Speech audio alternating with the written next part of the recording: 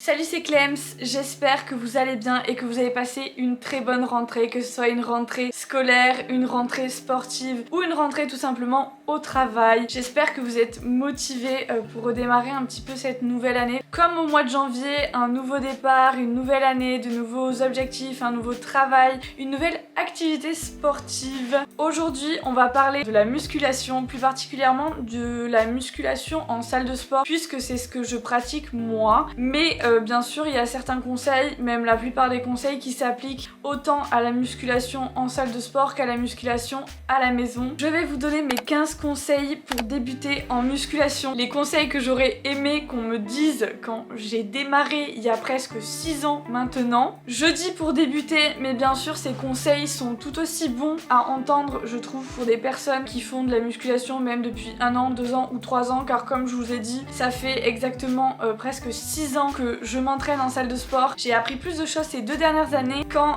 clairement 4 ans de musculation, parce que je m'informais pas, parce que justement il y avait personne pour me donner ces conseils là. Donc je peux vous dire que des erreurs j'en ai fait. J'ai une bonne expérience, je trouve, de la salle de sport et de la musculation, parce que ma pratique date maintenant quand même de quelques années. Des erreurs vous allez en faire, hein. Même si vous regardez cette vidéo, vous ferez toujours des erreurs, parce qu'on fait toujours des erreurs, c'est ce qui nous permet un petit peu de nous améliorer et de progresser. Mais grâce à cette vidéo, j'espère que vous en ferez moins. Je tiens à préciser, à faire un petit disclaimer, je ne suis pas du tout coach, je ne suis pas diététicienne, donc ces conseils là, c'est des conseils que j'applique à moi-même. Alors je précise aussi que dans cette vidéo, il n'y aura pas tous les conseils qu'on trouve déjà sur YouTube. J'en ai vu des tas et des tas de filles qui expliquent que quand on arrive à la salle de sport, il faut ranger le matériel, du fait qu'il faut laver les machines, tout ça. Enfin, tout ça pour moi, on vous l'explique le jour de votre inscription à la salle, donc j'ai pas trop envie de vous en parler. J'ai pas envie en fait de rabâcher toujours la même chose sur YouTube. Il y a des choses qui sont logiques. Ranger son matériel, je pense que c'est logique. Bref, maintenant que c'est fini, on va pouvoir commencer. Je me suis écrit mes petits conseils, même si je les ai à peu près tous dans la tête. J'ai essayé de vraiment regrouper tous les conseils que j'aurais pu donner en fait à la moi d'il y a 6 ans. D'ailleurs, c'était la salle Keep Cool, je me souviens. J'étais étudiante et pour la première fois, je passais la porte de la salle et clairement, je n'avais aucune idée dans quoi j'allais m'engager du tout. Pour moi, c'était faire du sport juste pour me maintenir un petit peu. J'aurais pas pensé d'ailleurs à cette époque-là que j'en sois arrivée à là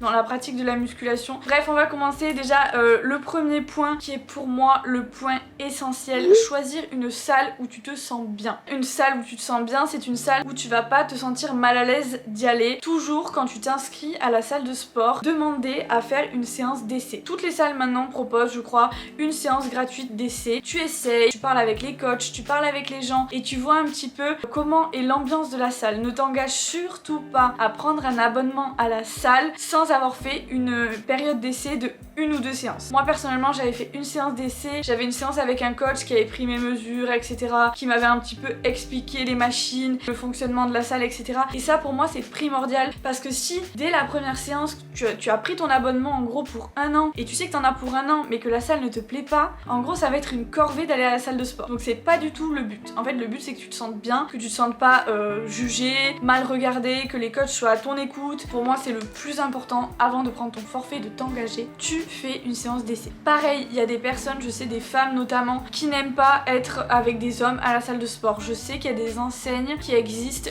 uniquement pour les femmes. À un moment donné de ma vie, j'étais dans une salle qui était exclusivement pour les femmes. Alors ce que je pourrais reprocher un petit peu à ces salles là, c'est que c'est un petit peu mal équipé en termes de poids parfois, et ils pensent que les femmes font que des machines, mais très sincèrement moi j'étais dans une salle, il y avait quand même des poids, il y avait quand même des haltères, il y avait quand même de quoi faire. Donc voilà, si jamais vous voulez vraiment pas être avec des hommes, que vous avez peur de vous faire regarder ou quoi, prenez une salle pour les femmes. Voilà, pareil, si vous préférez les grosses enseignes, tournez-vous vers une grosse enseigne. Si vous préférez des petites salles, alors peut-être un peu moins d'équipement mais où vous êtes plus tranquille, voilà. Pareil pour le choix de la location de la salle. Essayez d'en prendre une quand même qui est plutôt proche de chez vous. Comme ça vous fait pas une demi-heure de trajet et ça vous démotive pas à y aller et vous avez pas vite fait la flemme en gros de vous déplacer jusqu'à la salle. Ça c'est très important aussi. Ensuite on va passer au deuxième point qui est pour moi essentiel aussi, même si ça fait que 1 an et demi que je l'applique, on va dire. Choisir une tenue où on se sent bien et surtout aussi choisir des baskets adaptées. Je sais que pour la musculation on préconise il y a une mouche. On préconise des chaussures plutôt plates. Moi personnellement je porte des Converse. Après je sais que c'est une information assez controversée. Beaucoup disent que finalement les chaussures plates, les Converse, c'est pas bien pour le dos, etc.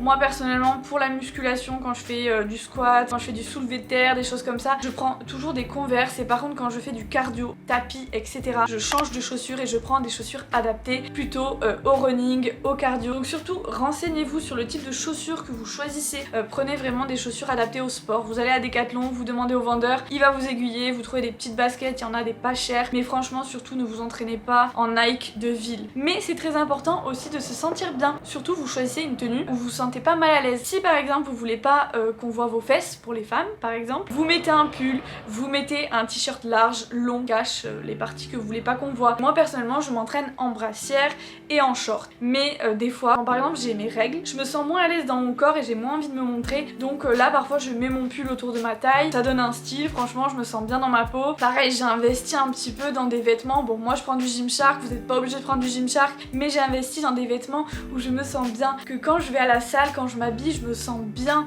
je me sens fraîche et quand j'arrive à la salle, je me sens en confiance, j'ai confiance en moi. Moi personnellement c'est un petit peu mon rendez-vous matinal et je me prépare pour y aller, je choisis les tenues qui sont accordées. Voilà, trouvez des vêtements qui vous conviennent, des vêtements qui vous plaisent. Si vous préférez être en jogging, mettez-vous en jogging. Si vous préférez les t-shirts longs, mettez des t-shirts longs. Moi j'ai un t-shirt comme ça là, une brassière...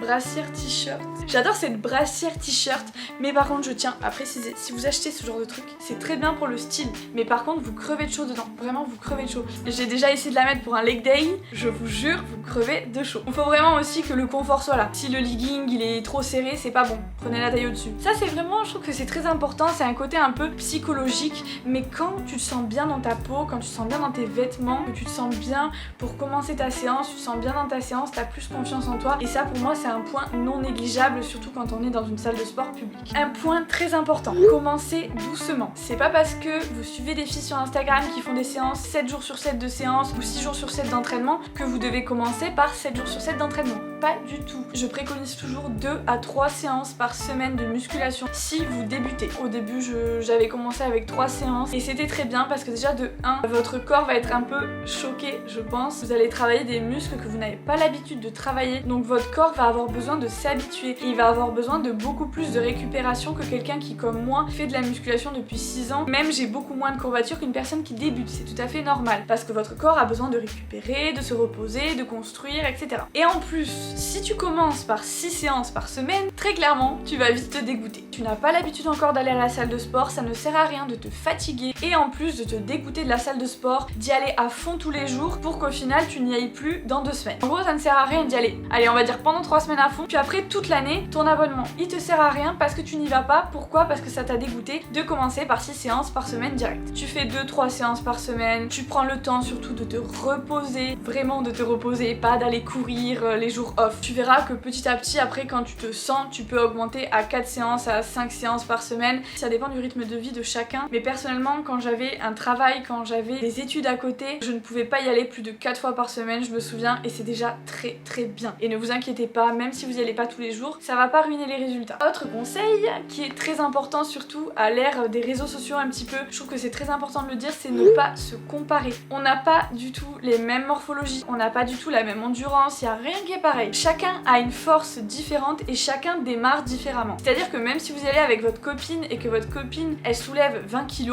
et que vous 20 kg vous sentez que c'est trop, ne soulevez pas 20 kg, vous baissez le poids. Il n'y a pas d'ego à avoir à la salle de sport, vraiment. Il faut vraiment se concentrer que sur soi-même, sur ses ressentis qui sont propres. Ne regardez pas non plus les filles sur Instagram qui vous montrent qu'elles ont réussi à soulever 100 kg. Vous ne pouvez pas débuter en soulevant 100 kg. Après ça dépend des gens encore une fois, mais il y a des personnes, genre moi, je vais mettre des années peut-être à atteindre cet objectif, vous voyez. Je soulève très peu par rapport à certaines filles, chacun évolue à son rythme et le but c'est pas de soulever le plus lourd possible, pas du tout. Pour que vous ayez des ressentis, mais vous faites en fonction de vous. En fonction de vos ressentis à vous, pas en fonction de ce que vous avez vu sur les réseaux sociaux. Et pareil sur votre corps. Si vous voyez que vos résultats à vous mettent un peu plus de temps à arriver que votre collègue, ne vous inquiétez pas, ça va arriver quand même. Chacun est différent, encore une fois, il y a des gens qui perdent du poids plus facilement, il y en a qui gagnent du poids plus facilement, il y en a ils ont un corps avec plus d'abdos naturellement. Autre conseil qui rejoint un petit peu le conseil d'avant, ne pas vouloir de résultats trop vite. Les résultats ne vont pas arriver en une semaine. Ne vous attendez pas à faire votre première séance de muscu et dès le lendemain matin avoir des abdos. Ça c'est faux. Je vous dis en un jour, vous vous doutez que ça n'arrive pas en un jour, mais certaines personnes en 3 semaines se disent oh là là, je vais avoir un corps de rêve, je vais atteindre tous mes objectifs. La musculation, c'est un sport sur le long terme. Il faut arrêter de vouloir des résultats comme ça. Et il faut aussi arrêter d'y aller uniquement en pensant que aux résultats. Il faut y aller aussi en aimant le processus qu'on a à atteindre ce résultat, vous voyez. Moi quand je vais à la salle le matin, je pense pas à oh je vais avoir ce corps de ouf. Ok, l'objectif au long terme c'est peut-être de construire un corps, de perdre du poids, de prendre du muscle, mais sur le moment même c'est de faire une bonne séance, d'être épanoui, de kiffer ce que tu fais. C'est pas le but de penser qu'au résultat et de pleurer le soir dans ton lit parce que tes abdos n'ont pas apparu dans la nuit. Alors certes vous aurez des premiers résultats, allez on va dire en 1 mois déjà de musculation on peut avoir les premiers résultats, mais après il y aura aussi des périodes où vous allez stagner, mais c'est tout à fait normal et il faut pas paniquer et les résultats arriveront. Autre erreur que j'ai fait pendant très longtemps et qui m'a poussé un petit peu à ne pas avoir de résultats, surtout il y a 1 an et demi quand j'avais mes troubles alimentaires, je ne mangeais pas suffisamment. Donc mon conseil à vous c'est manger suffisamment, ne pas couper les glucides. Les glucides sont vos amis, les féculents, les pâtes, le riz, les pommes de terre, c'est ça qui va donner de l'énergie à votre corps et c'est ça qui va vous permettre de construire du muscle et de progresser dans vos entraînements et donc d'obtenir les résultats que vous attendez. En plus de ça, plus tu t'entraînes et plus tu as besoin de manger. Certains commencent la musculation, la plupart d'ailleurs on peut le dire, vous êtes peut-être en objectif de perte de poids. C'est pas parce que vous êtes en perte de poids que vous devez couper les glucides et ne plus rien manger. Vous vous inscrivez à la salle et vous mangez plus en plus. Non, ça c'est non. Plus tu t'entraînes, plus tu as besoin d'énergie, plus ton corps a besoin de carburant, que ce soit pour performer dans les séances ou pour récupérer. Surtout ne pas négliger le côté alimentaire, manger suffisamment, vraiment c'est très important. Et ça c'est le conseil sur lequel j'insiste le plus parce que personnellement j'ai perdu presque 2 ans de ma vie à m'entraîner dans le vide et à perdre tous mes muscles et à fondre totalement juste parce que je croyais que même si je m'entraîne, je pensais qu'il fallait manger moins. Mon corps il a besoin de carburant et le carburant c'est la nourriture. Pareil, petite parenthèse dans ce conseil, un autre conseil dans un conseil, les compléments alimentaires ne sont pas obligatoires, les protéines en poudre ne sont pas obligatoires, le shaker de whey 30 minutes après la séance n'est pas obligatoire, tu as le droit de le prendre même 4 heures après le shaker si tu veux et tu as même le droit de pas en prendre du tout. Alors je vous conseillerais quand même de manger suffisamment de protéines, donc si vous n'arrivez pas à atteindre un quota de protéines suffisant, je vous conseillerais de consommer de la protéine en poudre et ce n'est absolument pas obligatoire. Vous pouvez trouver votre quota de protéines en mangeant du poulet, de la viande, du tofu, des légumineuses, franchement il y a des tas de possibilités pour atteindre son quota de protéines. Je sais pas pourquoi je m'énerve. Déjà concentrez-vous, sur votre sommeil, sur votre récupération et après on verra le côté complément alimentaire. Ne pas négliger l'échauffement. Moi pendant des années, je me suis toujours entraînée sans m'échauffer. Quelques minutes d'échauffement, franchement ça vous prend 5 minutes, ça va vraiment sur le long terme tout changer. Vous vous étirez correctement donc vous avez moins de risques de vous blesser, donc c'est franchement très important. Et à ça je rajouterais que sur vos jours de repos, c'est important aussi de faire des étirements et de la mobilité, chose que j'ai très du mal à faire moi-même, donc c'est un conseil que je me donne à moi-même. Faire des étirements et de la mobilité, pareil, ça va vous aider à progresser sur vos mouvements en musculation, mais surtout ça va prévenir des blessures et ça franchement c'est un truc que je néglige beaucoup mais que je vous conseille vraiment de regarder dès le début. Ensuite, j'ai plus de batterie. Voilà. Ne pas négliger son sommeil. Ça c'est un point pareil qui est essentiel et que moi personnellement j'ai longtemps négligé, notamment au début quand j'avais commencé la musculation. Je sortais beaucoup, c'était ma période étudiante où je faisais beaucoup la fête. Mon sommeil était vraiment nul. Tandis que là maintenant je dors entre 7 et 8 heures par nuit, qui est le quota on va dire à peu près basique de la plupart des gens. Certains ont besoin de plus heures de sommeil, moi personnellement 7-8 heures ça me va. Et je fais attention aussi à me coucher à peu près toujours aux mêmes horaires et me lever à peu près aux mêmes horaires. Il n'y a pas un soir je vais me coucher à 23h, l'autre à 2h du mat, à 3h, à 4h, non. Moi c'est à peu près fixe, on va dire tous les soirs à 22h30, 23h, bon je suis un peu une mamie. Je m'endors et on va dire le lendemain je me réveille à 7h30, 8h et ça me fait une bonne fourchette de sommeil et ça me permet du coup de progresser et surtout de bien récupérer. Les entraînements de musculation ça nous prend énormément d'énergie, donc notre corps a besoin de récupérer et il ne faut pas négliger cet élément. J'espère que ça n'a pas trop bougé, j'ai dû aller chercher ma deuxième batterie. On allait passer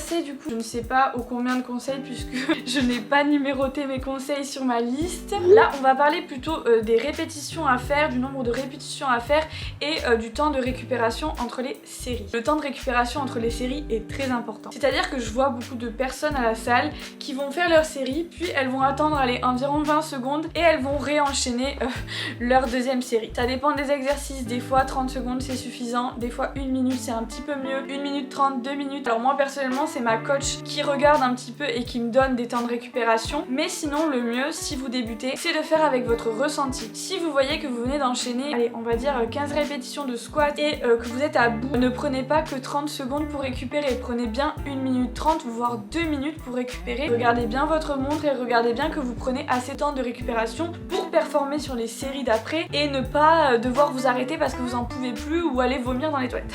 Et autre chose aussi, c'est pas parce qu'il est écrit de faire 15 répétitions sur votre programme, je sais pas si vous avez pris un programme ou pas, mais il y a plein de programmes sur internet qui vous disent 15 répétitions. Si vous sentez que vous en pouvez plus au bout de la 10e et que c'est votre répétition d'échec, vous pouvez vous arrêter à la 10e. Ne poussez pas jusqu'à la 15e jusqu'à vous tuer. Ou alors vous baissez le poids et là vous arrivez jusqu'à 15. C'est pas parce que sur un programme il y a écrit 15 répétitions que tout le monde peut faire 15 répétitions ou que tout le monde doit faire 15 répétitions. Si vous sentez qu'au bout de la 15e vous êtes pumpé up et que vous pouvez totalement continuer à en faire une ou deux de plus, faites une ou deux de plus. C'est ces répétitions qui vont vous faire progresser en fait. Et comme vous voyez que vous arrivez à dépasser les 15 répétitions, vous pouvez tout à fait augmenter le poids et c'est cool. Je sais pas si vous comprenez bien comment j'explique, j'espère que j'explique bien. Un point très important, travaillez tous les muscles. C'est pas parce que vous êtes une fille que vous ne devez pas travailler les bras. C'est pas parce que vous êtes un mec que vous ne devez pas travailler les fesses ou les jambes. Voilà, hein, il y a plein de gens qui ont fait cette erreur, dont moi quand j'ai commencé, je ne faisais pratiquement pas les bras, je faisais que le bas du corps. Dans ces cas-là, en fait,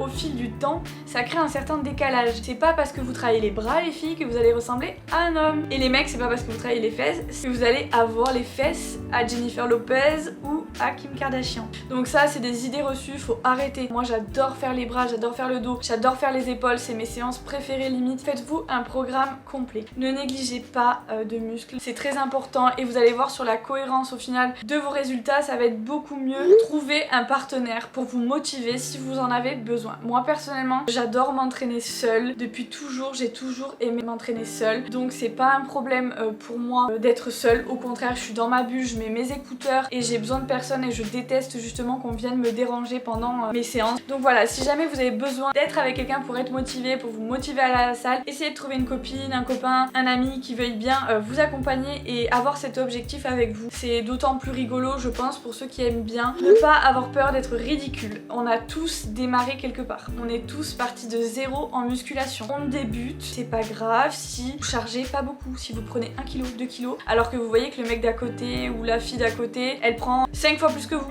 Les mouvements ne sont pas innés, on les apprend tous. Donc voilà, il n'y a pas de ridicule à avoir, il n'y a pas à avoir honte de quoi que ce soit. Très sincèrement, au début, je savais rien faire. J'étais une nouille. De base, je suis pas douée du tout. Donc très clairement, je pense que vous êtes tous plus doués que moi, parce que moi, je pars de très loin et j'ai réussi. Donc voilà, il faut surtout pas penser au regard des autres. On sait très bien d'où on est parti. Donc au contraire, il y a des gens qui vont venir vous aider, vous conseiller, ou limite vous corriger. Mais en tout cas, il n'y a pas de ridicule à avoir, il n'y a pas de peur à avoir. Lancez-vous et il faut surtout avoir confiance en soi, se dire que on part tous de quelque part mais que vous pouvez justement que vous améliorer. On est vers la fin. Un conseil que je sais, ça va être un peu compliqué pour beaucoup de le faire, se filmer quand on fait les exercices. Mais moi personnellement, c'est une erreur que j'ai fait de ne pas me filmer pendant des années et des années et des années. Ça fait que 1 an et demi que je me filme parce que c'est vrai que quand on débute les mouvements, on a tendance à pas ressentir vraiment le mouvement, donc on ne sait pas comment on le fait, on ne sait pas comment on l'exécute. Tandis que quand on se filme, on voit ce qui ne va pas. Après, je sais très bien que beaucoup ont un peu de mal avec le regard des gens déjà de base, donc forcément se filmer ça fait un petit peu plus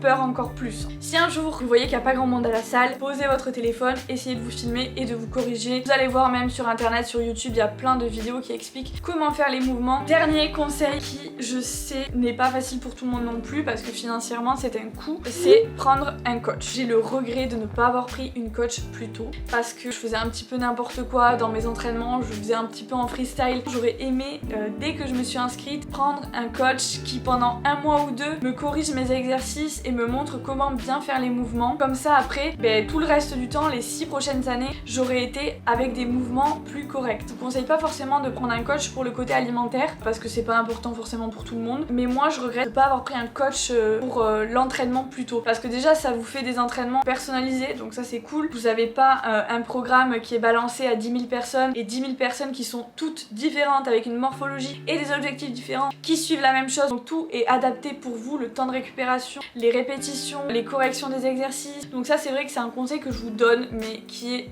bien sûr facultatif hein, parce que je sais qu'il n'y a pas tout le monde qui a envie de mettre son argent là-dedans. Juste essayez de vous corriger, essayez de voir si vous faites les mouvements correctement. Même si vous les faites pas correctement et que ça prend du temps, c'est pas grave. À force de répéter, ça arrive. Et le fait de prendre un coach, c'est sûr que ça va vous aider, ça sera plus rapide. Hein, voilà. Limite, je vous conseillerais pas un coach forcément sur le long terme. Pour les premiers mois, pour débuter, je pense que ça peut vraiment aider. C'est là que se termine cette vidéo. J'espère que mes conseils vous auront aidé et j'espère surtout que vous allez réussir à vous motiver cette année et à garder cet objectif d'aller à la salle de sport. Je sais que beaucoup s'inscrivent et se démotivent facilement. En tout cas, n'hésitez pas à me dire dans les commentaires ce que vous en avez pensé. N'hésitez pas à rajouter des conseils dans les commentaires pour aider le plus de personnes possible. Et je vais aller me changer parce que ce t-shirt me tient beaucoup trop chaud. Je vous souhaite une bonne rentrée sportive ou pas, une bonne rentrée tout court pour ceux qui s'y sont pas encore mis au sport. Je vous souhaite en tout cas d'atteindre tous vos objectifs, que ce soit prise de masse, perte de poids, juste kiffer une pratique sportive. N'hésitez pas à m'envoyer un message si vous avez peur d'aller à la salle. Si vous avez d'autres questions sur ça, que ce soit sur Instagram, n'hésitez pas à aller me suivre là-bas ou dans les commentaires de cette vidéo. N'hésitez pas à vous abonner si cette vidéo vous a plu, à la liker, la commenter et la partager à vos proches qui aimeraient se lancer dans la musculation ou en salle de sport. Et on se retrouve la semaine prochaine pour une nouvelle vidéo. Ciao! Baby, shine through and come and save me. I've been missing lady luck ever since she started hating. I've been waking up to